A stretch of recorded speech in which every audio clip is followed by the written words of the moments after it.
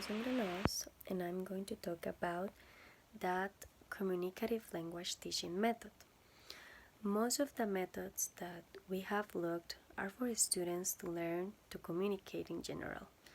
But in the 1970s, the educators began to question if they were reaching the goal in a right way.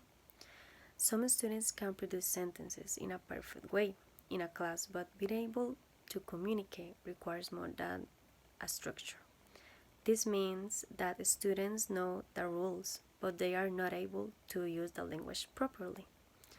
Communication requires that students perform certain functions within a social context.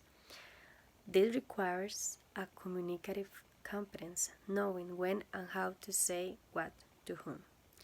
So, in the 1970s and early 1980s, communicative language teaching aims broadly to apply theoretical perspective of the communicative approach by making communicative competence the goal of language teaching. The way this method works in the classroom may depend on how the tenets are interpreted and applied.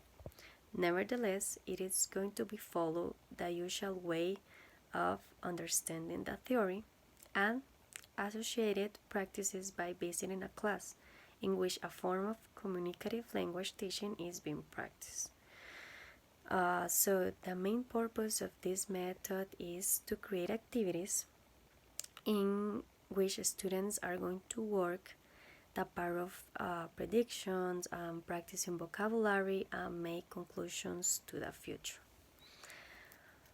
Some of the principles, goals that are very important to reach as a teachers and with the students is that language is used in a real context.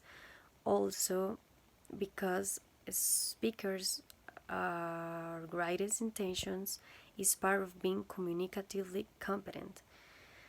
And this is one of the teacher's major to promote the communications and in situations that are alike to reality.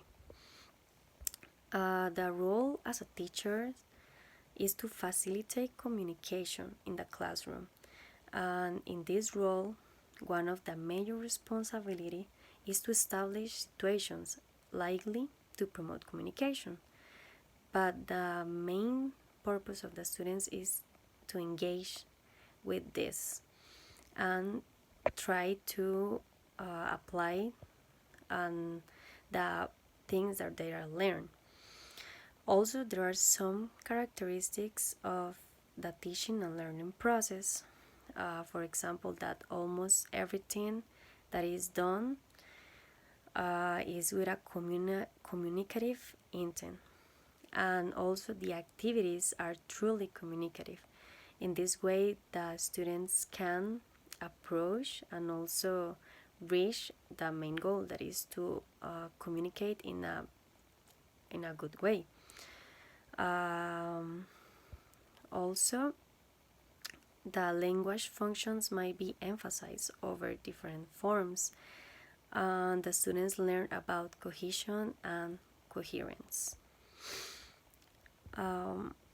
Language functions might be emphasized over these forms because the target language is a vehicle for communications and not just an object to be studied. So the teachers have to evaluate their fluency through the time in the class. So they are using games and also problems that have to be solved. So in this, we can work the communicative language teaching. So in conclusion, perhaps the greatest contribution of this method is asking teachers to look closely at what is involved in communications.